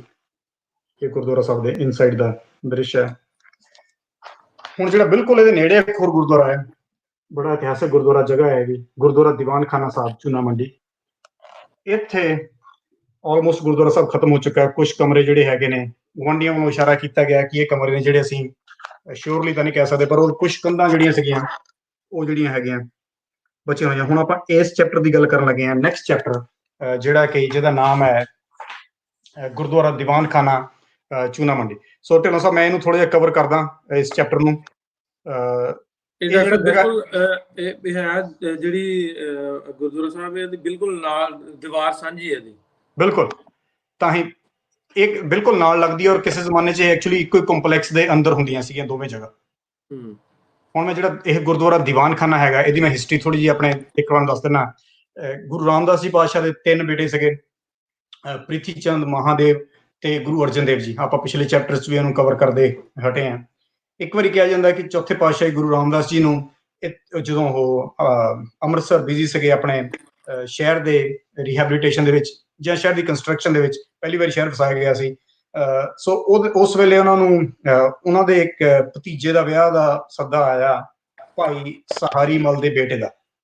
ਸੋ ਕਿਉਂਕਿ ਗੁਰੂ ਸਾਹਿਬ ਉੱਥੇ ਬਿਜ਼ੀ ਸੀਗੇ, ਇਸ ਕਰਕੇ ਉਹਨਾਂ ਨੇ ਆਪਣੇ ਬੱਚਿਆਂ ਨੂੰ ਪੁੱਛਿਆ ਜਾਣ ਦੇ ਲਈ। ਪਹਿਲਾਂ ਪ੍ਰਿਥੀ ਚੰਦ ਨੇ ਨਾ ਕਰਤੀ, ਮੁੜ ਕੇ ਮਹਾਦੇਵ ਜੀ ਨੇ ਵੀ ਰਿਫਿਊਜ਼ ਕਰ ਦਿੱਤਾ, ਤੇ ਜਿਹੜੇ ਗੁਰੂ ਅਰਜਨ ਦੇਵ ਜੀ ਜਿਹੜੇ ਲੇਟਰ ਔਨ ਗੁਰੂ ਬਣੇ ਨੇ, ਉਹਨਾਂ ਨੇ ਗੁਰੂ ਸਾਹਿਬ ਦਾ ਜਿਹੜਾ ਸੀ ਕਹਿ ਲਓ ਵੀ ਕਹਿਣਾ ਸਿਰ ਮੱਥੇ ਮੰਨਦੇ ਹੋਏ ਉਹ ਆ ਕੇ ਲਾਹੌਰ ਆ ਗਏ। ਕਿਹਾ ਜਾਂਦਾ ਵੀ ਗੁਰੂ ਸਾਹਿਬ ਨੇ ਕਿਹਾ ਗੁਰੂ ਰਾਮਦਾਸ ਜੀ ਨੇ ਵੀ ਜਿੰਨਾ ਚਿਰ ਮੈਂ ਕਹੂੰਗਾ ਨਹੀਂ ਤੁਸੀਂ ਵਾਪਸ ਨਹੀਂ ਆਉਣਾ ਇੱਥੇ। ਸੋ ਗੁਰੂ ਸਾਹਿਬ ਉੱਥੇ ਜਾ ਕੇ ਗੁਰੂ ਨਾਨਕ ਦੇਵ ਜੀ ਦੀਆਂ ਟੀਚਿੰਗ ਜਾਂ ਹੋਰ ਗੁਰੂ ਸਾਹਿਬ ਦੀਆਂ ਜੋ ਵੀ ਸਿੱਖ ਇੰਸਟਰਕਸ਼ਨ ਸੀਗੀਆਂ, ਲਾਹੌਰ ਦੇ ਲੋਕਾਂ ਨੂੰ ਸੰਗਤ ਕਰਕੇ ਉੱਥੇ ਉਪਦੇਸ਼ ਦਿੰਦੇ ਰਹੇ, ਕਾਫੀ ਬਿਜ਼ੀ ਰਹੇ। ਮਤਲਬ ਉਹਦੇ ਵਿੱਚ ਕਹਿੰਦੇ ਵੀ ਅਬਾਊਟ ਸਾਲ ਤੋਂ ਉੱਪਰ ਟਾਈਮ ਲੰਘ ਗਿਆ ਤੇ ਉਹਨਾਂ ਨੂੰ ਕੋਈ ਮੈਸੇਜ ਗੁਰੂ ਸਾਹਿਬ ਵੱਲੋਂ ਨਹੀਂ ਆਇਆ। ਜਿੱਥੇ ਕਿਹਾ ਜਾਂਦਾ ਫਿਰ ਵੀ ਉਹਨਾਂ ਨੇ ਗੁਰੂ ਸਾਹਿਬ ਨੇ ਆਪਣੇ ਫਾਦਰ ਨੂੰ, ਆਪਣੇ ਪਿਤਾ ਜੀ ਨੂੰ, ਜਿਹੜੇ ਗੁਰੂ ਜੀ ਵੀ ਸੀ, ਸੋ ਉਹਨਾਂ ਨੂੰ ਚਿੱਠੀਆਂ ਲਿਖਣੀਆਂ ਸ਼ੁਰੂ ਕੀਤੀਆਂ। ਚਿੱਠੀਆਂ ਜਿਹੜੀਆਂ ਪੋਇਟਿਕ ਵਰਸਿਸ 'ਚ ਸੀਗੀਆਂ, ਜਿਹਨਾਂ 'ਚ ਪਹਿਲੀ ਚਿੱਠੀ ਆਉਂਦੀ ਆ, ਆਪਾਂ ਅਕਸਰ ਇਹ ਸ਼ਬਦ ਕੀਰਤਨ ਵਿੱਚ ਆਉਂਦਾ ਹੈ, ਮੇਰਾ ਮਨ ਲੋਚੇ ਗੁਰਦਰਸ਼ਨ ਤਾਈ, ਬਿਲਾਪ ਕਰੇ ਚਾਤ੍ਰਿਕ ਕੀ ਨਿਆਈ। ਮਤਲਬ my mind long for the blessed vision of the Guru's darshan, it cries out like a thirsty songbird। ਮਤਲਬ ਇਹ ਪਹਿਲੀ ਚਿੱਠੀ ਸੀ ਜਿਹੜੀ ਕਿ ਸ਼੍ਰੀ ਗੁਰੂ ਗ੍ਰੰਥ ਸਾਹਿਬ ਦੇ ਵਿੱਚ ਪੇਜ ਨੰਬਰ 96 ਦੇ ਉੱਪਰ ਅੰਕਿਤ ਹੈਗੀ ਆ। ਫਿਰ ਹੈਗਾ ਕਿ ਤੇਰਾ ਮੁਖ ਸੁਹਾਵਾ ਜਿਉ ਸਹਿਜ ਧੁਨ ਬਣੇ, ਚਿਰ ਹੁਆ ਦੇਖੇ ਸਾਰੀ ਗੱਪਾਂ ਨੇ। ਸੋ ਇਹ ਮਤਲਬ ਜਿਹੜੀ ਸੀਗੀ ਇਹਦੇ ਵਿੱਚ ਵੀ ਫਿਰ ਇਹੀ ਹੈ ਕਿ ਤੇਰਾ ਚਿਹਰਾ ਇੰਨਾ ਸੋਹਣਾ ਹੈਗਾ, your face is so beautiful. ਮਤਲਬ ਇਹ ਕਹਿ ਲਓ ਵੀ ਯਾਦ ਦੇ ਵਿੱਚ ਜਿਹੜੀਆਂ ਸੀਗੀਆਂ ਉਹਨਾਂ ਦੀ ਆਪਣੇ ਪਿਤਾ ਦੀ ਯਾਦ ਵਿੱਚ ਕਹਿ ਲਓ ਜਾਂ ਆਪਣੇ ਗੁਰੂ ਦੀ ਯਾਦ ਦੇ ਵਿੱਚ, ਉਹ ਜਿਹੜੀ ਸੀ ਜੋ ਉਹਨਾਂ ਦਿਲ ਦੀ ਭਾਵਨਾ ਸੀਗੀ ਉਹ ਐਜ਼ ਪੋਇਟਿਕ ਕੰਪੋਜੀਸ਼ਨ 'ਚ ਪਾ ਕੇ ਉਹ ਭੇਜ ਰਹੇ ਸੀਗੇ। ਹੁਣ ਕਿਹਾ ਜਾਂਦਾ ਕਿ ਜਿਹੜੀਆਂ ਪਹਿਲੀਆਂ 2 ਚਿੱਠੀਆਂ ਸੀਗੀਆਂ ਉਹ ਗੁਰੂ ਸਾਹਿਬ ਤੱਕ ਨਹੀਂ ਪਹੁੰਚੀਆਂ। ਇਹ ਜਿਹੜੀਆਂ 2 ਚਿੱਠੀਆਂ ਸੀ ਇਹ ਗੁਰੂ ਸਾਹਿਬ ਤੱਕ ਖਤ ਪਹੁੰਚੇ ਨਹੀਂ, ਕਿਉਂਕਿ ਜਿਹੜਾ ਗੁਰੂ ਸਾਹਿਬ ਦਾ ਦੂਜਾ ਬੇਟਾ ਸੀ ਵੱਡਾ ਪ੍ਰਿਥੀ ਚੰਦ, ਉਹਨੇ ਸਕੀਮ ਦੇ ਨਾਲ ਲੁਕੋ ਲਈਆਂ। ਉਹ ਨਹੀਂ ਸੀ ਚਾਹੁੰਦਾ ਕਿ ਗੁਰੂ ਅਰਜਨ ਦੇਵ ਜੀ ਦਾ, ਉਹਦੇ ਛੋਟੇ ਭਰਾ ਦਾ ਜਿਹੜਾ ਸੁਨੇਹਾ ਸੀ ਗੁਰੂ ਸਾਹਿਬ ਤੱਕ ਪਹੁੰਚੇ। ਹਾਊਐਵਰ ਜਿਹੜੀ ਤੀਜੀ ਚਿੱਠੀ ਸੀ ਉਹ ਗੁਰੂ ਸਾਹਿਬ ਤੱਕ ਪਹੁੰਚੀ, ਜਿਹਦੇ ਚ ਇੱਕ ਘੜੀ ਨਾ ਮਿਲਤੇ ਤਾਂ ਕਲਯੁਗ ਹੋਤਾ, ਹੁਣ ਕਦ ਮਿਲੇ ਫਿਰ ਤੁਧ ਭਗਵੰਤਾ। ਸੋ ਇਹ ਚਿੱਠੀ ਸੀਗੀ, ਮਤਲਬ ਕਿ when will I meet you beloved Lord, when could I not meet you just for one moment। ਮਤਲਬ ਇਹ ਵੀ ਪੇਜ ਨੰਬਰ 96 ਸ਼੍ਰੀ ਗੁਰੂ ਗ੍ਰੰਥ ਸਾਹਿਬ ਦੇ ਅੰਕ ਨੰਬਰ 96 ਤੇ ਲੈਟਰ ਹੈਗੀ ਹੈ। ਸੋ ਇਹ ਲੈਟਰਸ ਹੈਗੀਆਂ ਜਿਹੜੀਆਂ ਜਦੋਂ ਤੀਜੀ ਚਿੱਠੀ ਕਿਹਾ ਜਾਂਦਾ ਕਿ ਗੁਰੂ ਰਾਮਦਾਸ ਜੀ ਨੂੰ ਮਿਲੀ, ਉਹ ਤੋਂ ਪਤਾ ਲੱਗਾ ਲੈਟਰ ਦੀ ਲੈਂਗੁਏਜ ਤੋਂ ਕਿ ਪਹਿਲਾਂ ਵੀ ਲਿਖੀਆਂ ਹੋਈਆਂ। ਪ੍ਰਿਥੀ ਚੰਦ ਦੀ ਤਲਾਸ਼ੀ ਲਈ ਗਈ, ਉੱਥੋਂ ਕਿਹਾ ਜਾਂਦਾ ਕਿ ਪਹਿਲੀਆਂ ਚਿੱਠੀਆਂ ਵਿੱਚ ਜਿਹੜੀਆਂ ਉਹ ਪ੍ਰਾਪਤ ਹੋਈਆਂ ਤੇ ਉਹਨਾਂ ਨੇ ਛੇਤੀ ਤੋਂ ਛੇਤੀ ਗੁਰੂ ਅਰਜਨ ਦੇਵ ਜੀ ਨੂੰ ਲਾਹੌਰ ਤੋਂ ਬੁਲਾਇਆ। ਇਸ ਜਗ੍ਹਾ ਤੋਂ ਆਹ ਜਿਹੜੀ ਆਪਾਂ ਜਗ੍ਹਾ ਦਿਖਾ ਕੇ ਹਟੇ ਆ, ਇਹ ਜਗ੍ਹਾ ਸੀ ਜਿੱਥੋਂ ਗੁਰੂ ਸਾਹਿਬ ਇਹ ਚਿੱਠੀ ਲਿਖਦੇ ਸੀ, ਜਿਹਦਾ ਨਾਮ ਗੁਰਦੁਆਰਾ ਦੀਵਾਨ ਖਾਨਾ ਹੈਗਾ, ਜਿਹੜਾ ਬਿਲਕੁਲ ਜਿੱਦਾਂ ਢਿੱਲੋਂ ਸਾਹਿਬ ਤੁਸੀਂ ਦੱਸ ਕੇ ਹਟੇ ਹੋ ਨਾਲ ਕੰਧ ਸਾਂਝੀ ਹੈ। ਹੁਣ ਇਸ ਵੇਲੇ ਉੱਥੇ ਗੁਰਦੁਆਰਾ ਸਾਹਿਬ ਨਹੀਂ ਹੈ, ਕੁਝ ਪੁਰਾਤਨ ਇਹ ਬੜੀ ਮੁਸ਼ਕਲ ਦੇ ਨਾਲ ਇਹ ਵੀ ਜਗ੍ਹਾ ਜਿਹੜੀਆਂ ਲੱਭੀਆਂ ਨੇ, ਔਰ ਇਹ ਵੀ ਮੇਰਾ ਖਿਆਲ ਹੈ ਵੀ ਹੁਣ ਜਦੋਂ ਤੱਕ ਆਪਾਂ ਗੱਲ ਕਰ ਰਹੇ ਹਾਂ ਸ਼ਾਇਦ ਉੱਥੇ ਨਹੀਂ ਮੌਜੂਦ ਹੋਣਗੀਆਂ। ਫਿਰ ਜਦੋਂ ਗੁਰੂ ਅਰਜਨ ਦੇਵ ਜੀ ਉੱਥੇ ਗੁਰੂ ਸਾਹਿਬ ਕੋਲ ਪਹੁੰਚੇ ਨੇ ਤਾਂ ਕਿਹਾ ਜਾਂਦਾ ਕਿ ਗੁਰੂ ਰਾਮਦਾਸ ਜੀ ਨੇ ਕਿਹਾ ਕਿ ਹਾਂਜੀ ਇਸ ਨੂੰ ਹੁਣ ਪੂਰਾ ਕਰੋ। ਫਿਰ ਗੁਰੂ ਸਾਹਿਬ ਨੇ ਇਹ ਸ਼ਬਦ ਉਚਾਰਨ ਕੀਤਾ, ਭਾਗ ਹੁਆ ਗੁਰ ਸੰਤ ਮਿਲਾਇਆ, ਪ੍ਰਭ ਵਿਨਾਸੀ ਘਰ ਮੇ ਪਾਇਆ। ਮਤਲਬ finally by good fortune I have met the real Guru, Saint Guru, I have found the immortal Lord। ਮਤਲਬ ਮੈਨੂੰ ਹੁਣ ਉਹ ਪ੍ਰਾਪਤੀ ਹੋ ਗਈ ਜਿਹੜੀ ਮੈਨੇ ਚਿਰ ਦੀ ਵੇਟ ਕਰਦਾ ਸੀ। ਫਿਰ ਇਹ ਸੁਣ ਕੇ ਚੌਥੇ ਪਾਤਸ਼ਾਹ ਗੁਰੂ ਰਾਮਦਾਸ ਜੀ ਆਪਣੇ ਤਖਤ ਤੋਂ ਨੀਚੇ ਆਏ ਤੇ ਉਹਨਾਂ ਨੇ ਗਲਵਕੜੀ ਪਾਈ ਗੁਰੂ ਅਰਜਨ ਦੇਵ ਜੀ ਨੂੰ, ਤੇ ਉਹਨਾਂ ਨੂੰ ਜਿਹੜੀ ਸੀ ਗੁਰਗੱਦੀ ਦਿੱਤੀ ਗਈ। ਇਹ ਸੀਗਾ ਸਤੰਬਰ 1 1581 1581।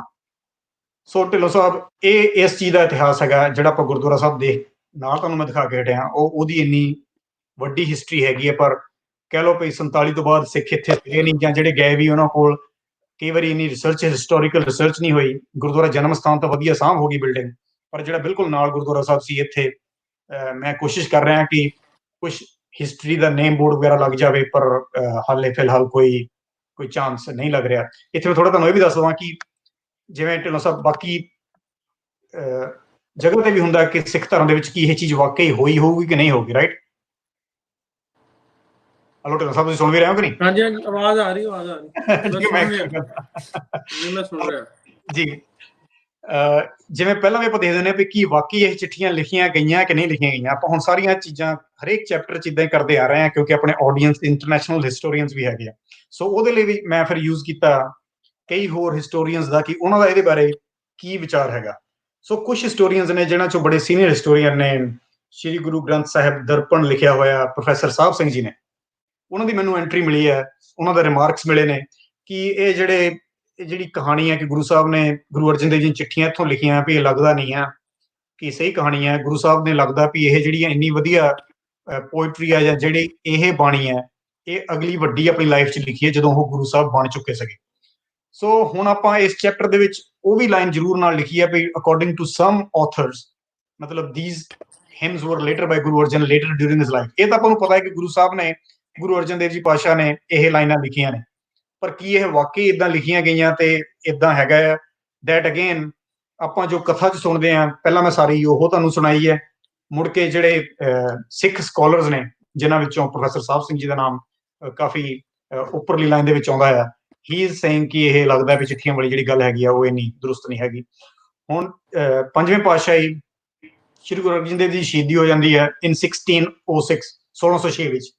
ਉਹਦੇ ਬਾਅਦ ਉਹਨਾਂ ਦੇ ਬੇਟੇ ਜਦੋਂ ਸ਼੍ਰੀ ਗੁਰੂ ਹਰਗੋਬਿੰਦ ਜੀ ਗੁਰਗੱਦੀ ਤੇ ਬੈਠਦੇ ਨੇ, ਉਸ ਵੇਲੇ ਫੇਰ ਸਿੱਖਾਂ ਤੇ ਬੜਾ ਭੀੜ ਦਾ ਸਮਾਂ ਆ ਗਿਆ। ਉਹ ਜਦੋਂ ਫੌਜ ਦੀ ਲੜਾਈ ਦੀ ਪ੍ਰੈਕਟਿਸ ਕਰਦੇ ਨੇ, ਉਹਨਾਂ ਕੋਲ ਪਾਠ ਕਰਨ ਦੇ ਲਈ ਕਈ ਵਾਰੀ ਪੂਰਾ ਟਾਈਮ ਨਹੀਂ ਸੀ ਹੁੰਦਾ। ਉਹ ਚਾਹੁੰਦੇ ਸੀ ਕਿ ਸਿਮਰਨ ਦੇ ਲਈ ਟਾਈਮ ਸਪੈਂਡ ਕਰਿਆ ਕਰਨ, ਨਿਤਨੇਮ ਦੇ ਲਈ ਉਹ ਟਾਈਮ ਉਹਨਾਂ ਲਾਉਣ। ਪਰ ਜਦੋਂ ਤੁਸੀਂ ਮਾਰਸ਼ਲ ਐਕਟੀਵਿਟੀਜ਼ 'ਚ ਹੁੰਦੇ ਹੋ, ਜਦੋਂ ਤੁਸੀਂ ਫੀਲਡ 'ਚ ਹੁੰਦੇ ਹੋ, ਜਦੋਂ ਤੁਸੀਂ ਲੜਾਈ ਕਰ ਰਹੇ ਹੋ, ਤੁਹਾਡੇ ਸਵੇਰ ਨੂੰ ਵੀ ਲੜਾਈ ਹੈ, ਅਗਲੇ ਦਿਨ ਵੀ ਲੜਾਈ ਹੈ, ਤੁਸੀਂ ਅੱਗੇ ਦੇ ਅੱਗੇ ਦੌੜ ਰਹੇ ਹੋ, ਤੁਸੀਂ ਪਿੱਛੇ ਦੌੜ ਰਹੇ ਹੋ, ਉਸ ਚੱਕਰ ਦੇ ਵਿੱਚ ਉਹਨਾਂ ਕੋਲੋਂ ਜਿਹੜਾ ਸੀ ਪੂਰਾ ਟਾਈਮ ਸਿਮਰਨ ਲਈ ਨਹੀਂ ਦਿੱਤਾ ਜਾ ਰਿਹਾ ਸੀ।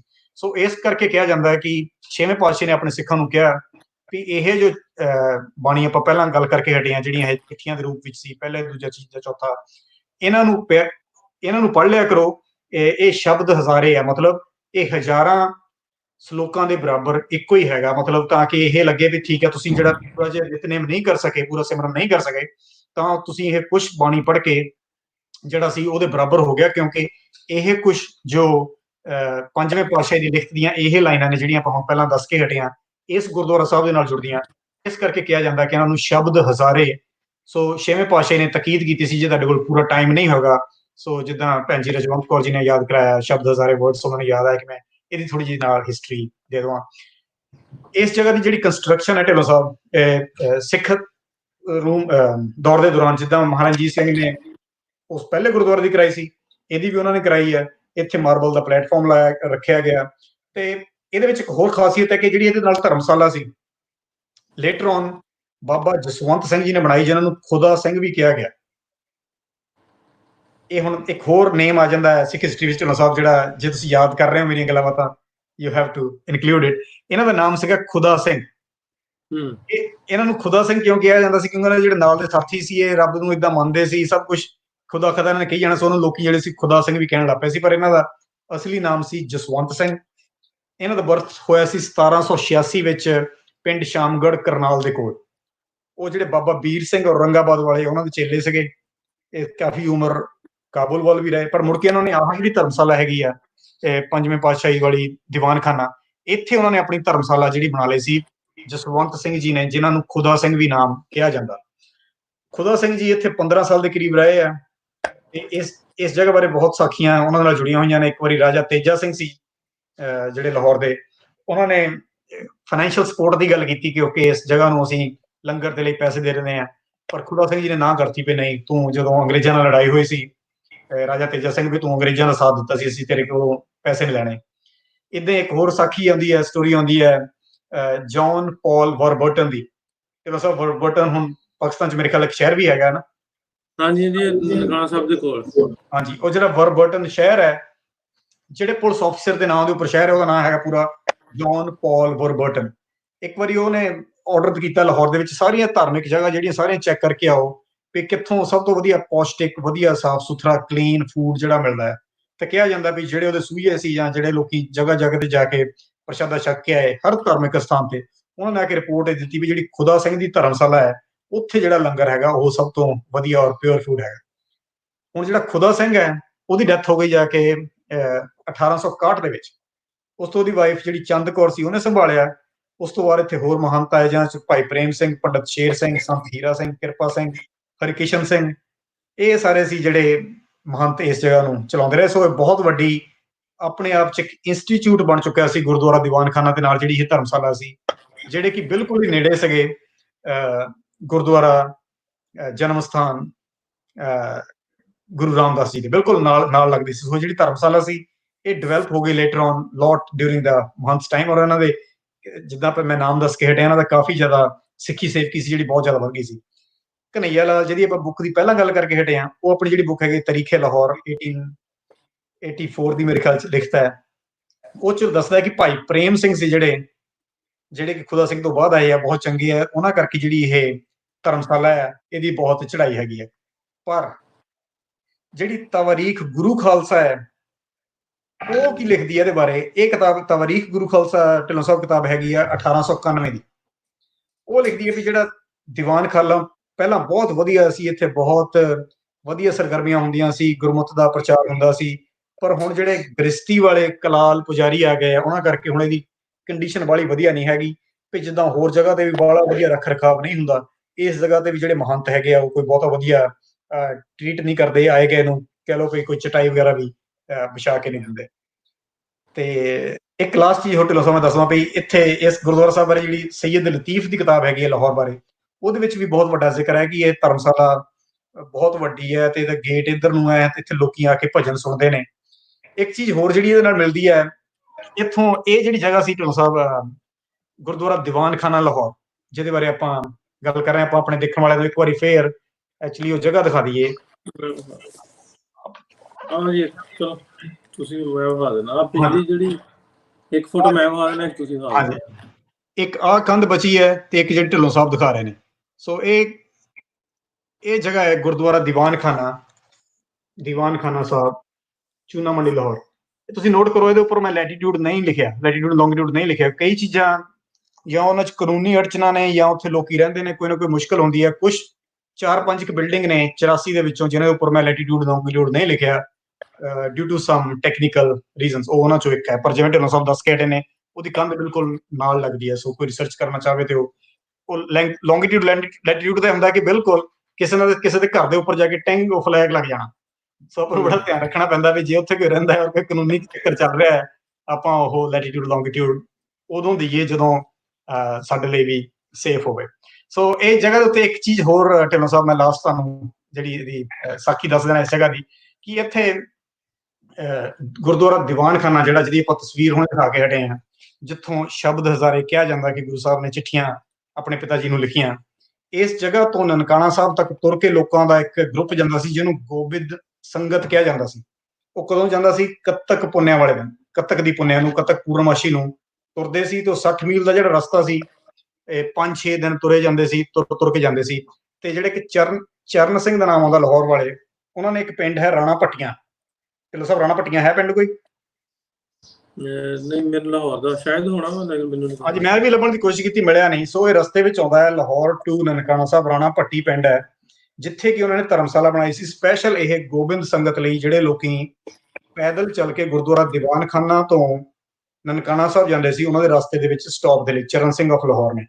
ਮੁੜ ਕੇ ਇਤਿਹਾਸਕਾਰ ਲਿਖਦੇ ਆ ਵੀ ਜਦੋਂ ਰੇਲ ਗੱਡੀ ਦੀ ਲਾਈਨ ਬਣ ਗਈ, ਇਹ ਜਿਹੜੇ ਇੰਨੀ ਗਰਮਜੋਸ਼ੀ ਨਾਲ ਇੰਨੇ ਵੱਡਾ ਜਥਾ ਜਾਂਦਾ ਹੁੰਦਾ ਸੀ, ਉਹ ਸਾਰਾ ਕੁਝ ਖਤਮ ਹੋ ਗਿਆ। ਸੋ ਆਪਾਂ ਇੱਕ ਵਾਰੀ ਗੱਲ ਕਰਦੇ ਹਾਂ ਵੀ ਤਰੱਕੀ ਹੋ ਗਈ, ਰੇਲ ਗੱਡੀ ਦੀਆਂ ਲਾਈਨਾਂ ਬਣ ਗਈਆਂ।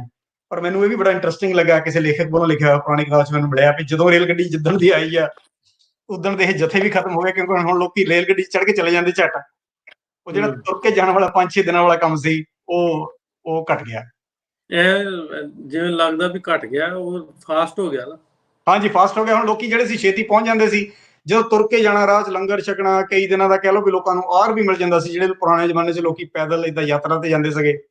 ਫਿਰ ਇਹ ਇੱਕ ਜਗ੍ਹਾ ਹੈਗੀ ਲਾਹੌਰ 'ਚ, ਜਿਹ 'ਚ ਇਸਤਰੀ ਸਤਸੰਗ ਸਭਾ ਦਾ ਵੀ ਜ਼ਿਕਰ ਆਉਂਦਾ ਹੈ। ਢਿੱਲੋਂ ਸਾਹਿਬ ਜਿਹੜਾ ਗੁਰਦੁਆਰਾ ਦੀਵਾਨਖਾਨਾ ਹੈਗਾ, ਉਹਨਾਂ ਨੇ ਇੱਥੇ ਬਿਜਲੀ ਲਵਾਈ, ਨਿਸ਼ਾਨ ਸਾਹਿਬ ਲਵਾਇਆ, ਤੇ ਇਸਤਰੀ ਸਤਸੰਗ ਸਭਾ ਨੇ ਮਤਲਬ ਲੇਡੀਜ਼ ਜਿਹੜੇ ਆਪਣੇ ਇੱਥੇ ਕੀਰਤਨ ਕਰਦੀਆਂ ਸੀ, ਉਹਨਾਂ ਨੇ ਪੈਸੇ ਇਕੱਠੇ ਕਰਕੇ ਆਹ 2 ਕੰਮ ਕਰਵਾਏ, ਜਿਹਨਾਂ ਦਾ ਨਾਮ, ਸੋ ਬੀਬੀਆਂ ਭੈਣਾਂ ਨੂੰ ਖੁਸ਼ ਹੋਣਾ ਚਾਹੀਦਾ ਕਿ ਲੇਡੀਜ਼ ਨੇ ਉਸ ਸਮੇਂ 'ਚ ਆਪਣੇ ਸਤਸੰਗ ਦੇ ਦਸਵੰਧ ਦੇ ਨਾਲ ਜਾਂ ਚੜਾਵੇ ਦੇ ਨਾਲ ਇੱਥੇ ਬਿਜਲੀ ਲਵਾਈ ਔਰ ਇੱਥੇ ਨਿਸ਼ਾਨ ਸਾਹਿਬ ਦੀ ਸੇਵਾ ਕਰਵਾਈ। ਤੇ 1927 ਦੇ ਵਿੱਚ ਇਹ ਜਗ੍ਹਾ SGPC ਦੇ ਕੋਲ ਆ ਗਈ, ਤੇ ਇਹਦੇ ਕੋਲ ਸੀ 4 ਦੁਕਾਨਾਂ ਤੇ 18 ਏਕੜ ਜ਼ਮੀਨ ਸੀ ਇਸ ਗੁਰਦੁਆਰਾ ਸਾਹਿਬ ਦੇ ਨਾਲ, ਪਿੰਡ ਰਾਣਾ ਪੱਟੀਆਂ, ਸ਼ਾਹਦਰਾ ਤਹਿਸੀਲ ਤੇ ਸ਼ੇਖੂਪੁਰਾ ਦੇ ਵਿੱਚ। ਸੋ ਇਹ ਮੈਂ ਛੇਤੀ ਕੋਸ਼ਿਸ਼ ਕੀਤੀ ਹੈ ਕਿ ਤੁਹਾਡੀ ਜੋ ਤੁਸੀਂ ਲਿਮਿਟ ਦਿੱਤੀ ਸੀ ਸਮੇਂ ਦੀ, ਮੈਂ ਉਹ 'ਚ ਮੈਂ ਪੂਰਾ ਕਰ ਸਕਾਂ ਇੱਕ ਹੋਰ ਚੈਪਟਰ। ਅਮੀਨ ਚੌਹਾਨ ਕਹਿੰਦੇ ਨੇ ਬਾਬਾ ਬਰੀ ਚੰਦ ਦੀ ਹਿਸਟਰੀ ਬੁੱਕ ਦਾ ਵੀ ਦੱਸੋ। ਪੜ੍ਹੀ ਤੁਸੀਂ ਡਾਕਟਰ ਸਾਹਿਬ? ਦੱਸੋ ਜੀ ਅਮੀਨ ਚੌਹਾਨ ਜੀ। ਅਮੀਨ ਚੌਹਾਨ ਸਾਹਿਬ, ਜੇ ਤੁਸੀਂ ਚਾਹੁੰਦੇ ਆਪਾਂ ਕੱਲ ਨੂੰ ਗੁਰਦੁਆਰਾ ਟਾਹਲੀ ਸਾਹਿਬ ਕਰਦੇ ਹਾਂ, ਉਹ ਬਾਬਾ ਸ਼੍ਰੀ ਚੰਦ ਜੀ ਦੇ ਬਾਰੇ ਹੀ ਹੈ। ਢਿੱਲੋਂ ਸਾਹਿਬ ਤੁਸੀਂ ਪਹਿਲਾਂ ਦੇਖੋ ਵੀ ਕੱਲ ਨੂੰ ਕਰਨਾ ਹੈ ਕਿ ਪਰਸੋਂ ਨੂੰ ਕਰਨਾ ਹੈ। ਆਪਾਂ ਜੇ ਪਰ ਜਦੋਂ ਵੀ ਨੈਕਸਟ ਕਰਾਂਗੇ ਆਪਾਂ ਗੁਰਦੁਆਰਾ ਟਾਹਲੀ ਸਾਹਿਬ, ਉਹ ਬਾਬਾ ਸ਼੍ਰੀ ਚੰਦ ਜੀ ਦੀ ਜਗ੍ਹਾ ਹੈਗੀ ਹੈ। Once again it's a very sensitive topic, it's controversial in many ways, ਪਰ ਆਪਾਂ ਉਹਨੂੰ ਕੋਸ਼ਿਸ਼ ਕਰਾਂਗੇ ਕਿ ਆਪਾਂ ਬੜੇ ਧਿਆਨ ਨਾਲ, ਸੁਚੱਜੇ ਢੰਗ ਨਾਲ ਉਹ ਜਿਹੜਾ ਚੈਪਟਰ ਕੱਲ ਨੂੰ ਕਵਰ ਕਰੀਏ, ਗੁਰਦੁਆਰਾ ਟਾਹਲੀ ਸਾਹਿਬ ਲਾਹੌਰ, ਜਿਹੜਾ ਕਿ ਬਾਬਾ ਸ਼੍ਰੀ ਚੰਦ ਜੀ ਦੇ ਨਾਲ ਜੁੜਿਆ ਹੋਇਆ। ਜ਼ਰੂਰ ਕੱਲ ਕਰਾਂਗੇ ਜੀ ਆਪਾਂ 10 ਵਜੇ ਤੋਂ ਸਟਾਰਟ ਕਰਾਂਗੇ। ਹੋ ਸਕਦਾ ਕੋਈ 5-7 ਮਿੰਟ ਦਾ ਉੱਤੇ ਥੱਲੇ ਹੋ ਜਾਏ, ਜਿਵੇਂ ਅੱਜ ਹੋ ਗਿਆ, ਲੇਕਿਨ ਮੁਕਾਵਾਂਗੇ ਆਪਾਂ 45 ਮਿੰਟਾਂ ਦੀ ਜੀ। ਕੋਸ਼ਿਸ਼ ਕਰਾਂਗੇ 45 ਮਿੰਟਾਂ 'ਚ। ਹੁਣ ਢਿੱਲੋਂ ਸਾਹਿਬ ਅੱਜ ਆਪਣੇ ਮਿੰਟ ਜਿਹੜੇ ਹੈਗੇ ਥੋੜੇ 2-3 ਮਿੰਟ ਉੱਪਰ ਹੋ ਚੁੱਕੇ ਹੈ। ਸੋ ਮੈਂ ਮਾਜ਼ਰਤ ਚਾਹੁੰਦਾ ਕਿ ਮੈਂ ਥੋੜਾ ਚੈਪਟਰ, ਮੈਨੂੰ ਲਾਲਚ ਹੋ ਜਾਂਦਾ ਕਿ ਸਾਰੀਆਂ ਗੱਲਾਂ ਇੱਕੋ ਵਾਰੀ ਸਾਰੇ ਸਰੋਤਿਆਂ ਨੂੰ ਸੁਣਾ ਦੇਵਾਂ। ਸੋ ਮੈਂ ਕੋਸ਼ਿਸ਼ ਤਾਂ ਕਰ ਰਿਹਾ ਸੀ ਕਿ ਇੰਪੋਰਟੈਂਟ ਗੱਲਾਂ ਹੀ ਦੱਸਾਂ, ਪਰ ਆਪਾਂ 2 ਚੈਪਟਰ 'ਚ ਕਵਰ ਕਰ ਰਹੇ। ਹੁਣ ਜਿੰਨੇ ਵੀ ਜੁੜੇ ਨੇ ਨਾ ਉਹਨਾਂ ਨੂੰ ਦੱਸਦਾ ਜਾਵਾਂ, ਇਹਦਾ ਰੀਜ਼ਨ ਇਹ ਨਹੀਂ ਹੈ ਵੀ ਅਸੀਂ ਬਿਜ਼ੀ ਆ ਜਾਂ ਕਰ ਨਹੀਂ ਸਕਦੇ। ਅਸੀਂ 2 ਘੰਟੇ ਵੀ ਲਾ ਲਈਦੇ ਆ। ਇਹ ਅਸਲ 'ਚ ਜਦੋਂ ਸਟਰੀਮ ਆਪਣੀ ਮੁੱਕ ਜਾਂਦੀ ਹੈ, ਬਾਅਦ 'ਚ ਵੇਖਣ ਵਾਲੇ ਜਿਹੜੇ ਉਹਨਾਂ ਦਾ ਇੰਟਰਸਟ ਨਹੀਂ ਰਹਿੰਦਾ, ਉਹ ਵੇਖਦੇ ਵੀ ਇਹ 1.5 2 ਘੰਟੇ ਦੇ ਵਿੱਚ ਐਕਸਟਰਾ ਜਿਹੜੀਆਂ ਗੱਲਾਂ ਆ ਜਾਂਦੀਆਂ, ਫਿਰ ਉਹ ਵੇਖਣਾ ਤੇ ਚਾਹੁੰਦੇ ਵੀ ਚੈਪਟਰ ਦੇ ਵਿੱਚ ਹੈ ਕੀ, ਅਸਲ ਹਿਸਟਰੀ ਕੀ ਹੈ। ਸੋ ਮੁੱਦੇ ਤੋਂ ਹਟ ਕੇ ਜਦੋਂ ਗੱਲਾਂ ਹੁੰਦੀਆਂ, ਇੰਟਰਸਟ ਥੋੜਾ ਜਿਹਾ ਮੁੱਕ ਜਾਂਦਾ। ਇਸ ਤੋਂ ਅਸੀਂ ਕਹਿੰਦੇ ਵੀ ਚਲੋ ਜਿਹੜਾ ਬਾਅਦ 'ਚ ਵੀ ਵੇਖੇ, ਉਹਦੇ ਲਈ ਮਾਲੂਮਾਤ ਜਿਹੜੀ ਵਧੀਆ ਹੋਣੀ ਚਾਹੀਦੀ। ਹਾਂਜੀ, ਅਨਿਮੇਸ਼ ਕੌਰ ਭੈਣ ਜੀ ਲਿਖ ਰਹੇ ਨੇ ਕਿ ਇਸਤਰੀ ਸਿੰਘ ਸਭਾ ਅੱਜ ਵੀ ਗੁਰਦੁਆਰੇ ਹੁੰਦੀ ਹੈ। ਬਹੁਤ ਵਧੀਆ ਗੱਲ ਹੈ ਜੀ। ਐਕਚੁਅਲੀ ਪੁਰਾਣੀਆਂ ਜਗ੍ਹਾ ਦੇ ਵਿੱਚ ਬਹੁਤ ਜਗ੍ਹਾ ਹੈ। ਮੰਡੀ ਬਹਾਉਦੀਨ ਇੱਕ ਗੁਰਦੁਆਰਾ ਹੈ, ਇਸਤਰੀ ਸਤਸੰਗ ਸਭਾ, ਉਹ ਆਪਾਂ ਜਦੋਂ ਨੈਕਸਟ ਜਾਵਾਂਗੇ। ਸੋ ਚੰਗਾ ਲੱਗਦਾ ਹੈ ਪੁਰਾਤਨ ਇਤਿਹਾਸ ਜਦੋਂ ਆਪਾਂ ਇਹੋ ਜਿਹੀਆਂ ਕੋਈ ਲਾਈਨਾਂ ਪੜ੍ਹਦੇ ਹਾਂ ਕਿ ਇਸਤਰੀਆਂ ਨੇ, ਲੇਡੀਜ਼ ਨੇ ਆਪਣੇ ਪੈਸੇ ਇਕੱਠੇ ਕਰਕੇ ਕੁਝ ਸੇਵਾ ਕਰਾਈ, ਉਹ ਇਟ ਜਸਟ ਫੀਲਸ ਗੁੱਡ।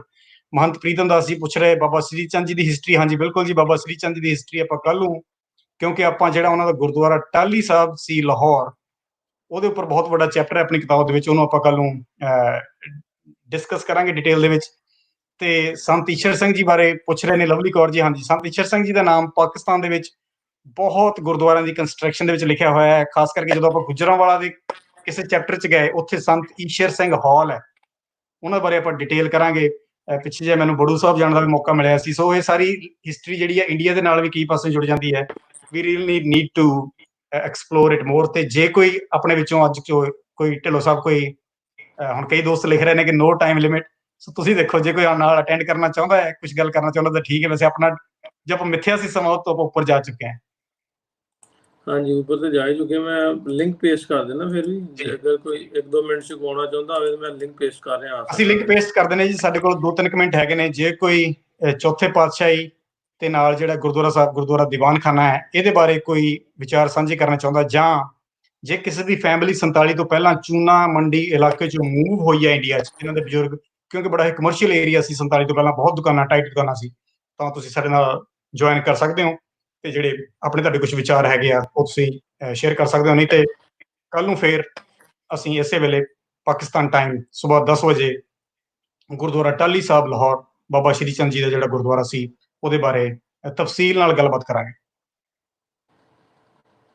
ਮੈਂ ਪੜ੍ਹ ਲਵਾਂ। ਉਹ ਕਹਿ ਰਹੇ ਨੇ ਕਿ ਛੋਟਾ ਨਨਕਾਣਾ ਬਾਰੇ ਵੀ ਦੱਸੋ ਚੌਧਰੀ ਫੈਸਲ ਸਾਹਿਬ। ਬਿਲਕੁਲ ਜੀ, ਛੋਟਾ ਨਨਕਾਣਾ ਇਹ ਬਹੁਤ ਵਧੀਆ ਗੁਰਦੁਆਰਾ ਸੀ, ਜਿੱਥੇ ਕਿ ਹਾਲੇ ਕੰਸਟਰਕਸ਼ਨ ਚੱਲਦੀ ਸੀ ਕਿ ਜਦੋਂ 47 ਦਾ ਕਾਂਡ ਵਾਪਰ ਗਿਆ, ਉਹਦੇ ਬਾਰੇ ਵੀ ਪੂਰਾ ਦਾ ਪੂਰਾ ਚੈਪਟਰ ਆਪਾਂ we will include that place also। ਹਾਂਜੀ, 올ਡ ਹਿਸਟਰੀ ਬੁੱਕਸ ਲੈ ਕੇ ਹੀ ਚੱਲ ਰਹੇ ਹਾਂ ਜੀ। ਸੋ ਜੇ ਤੁਹਾਡੇ ਕੋਲ ਕੁਝ ਹੋਰ ਹੋਵੇ ਤਾਂ ਜ਼ਰੂਰ ਤੁਸੀਂ ਸਾਡੇ ਨਾਲ ਵੀ ਜਿਹੜਾ ਹੈਗਾ ਉਹ ਸ਼ੇਅਰ ਕਰ ਸਕਦੇ ਹੋ। ਡਾਕਟਰ ਸਾਹਿਬ ਆਪਣਾ ਟਾਈਮ ਹੁਣ 50-52 ਮਿੰਟ ਹੋ ਗਿਆ, ਹੁਣ ਇਜਾਜ਼ਤ ਮੇਰਾ ਖਿਆਲ ਆਪਾਂ ਚਾਹੁੰਦੇ ਹਾਂ। ਤੁਹਾਡਾ ਵੀ ਸ਼ੁਕਰੀਆ ਸਾਰਿਆਂ ਜੀ, ਥੈਂਕ ਯੂ ਸੋ ਮਚ ਜੀ, thank you so much sir, thank you.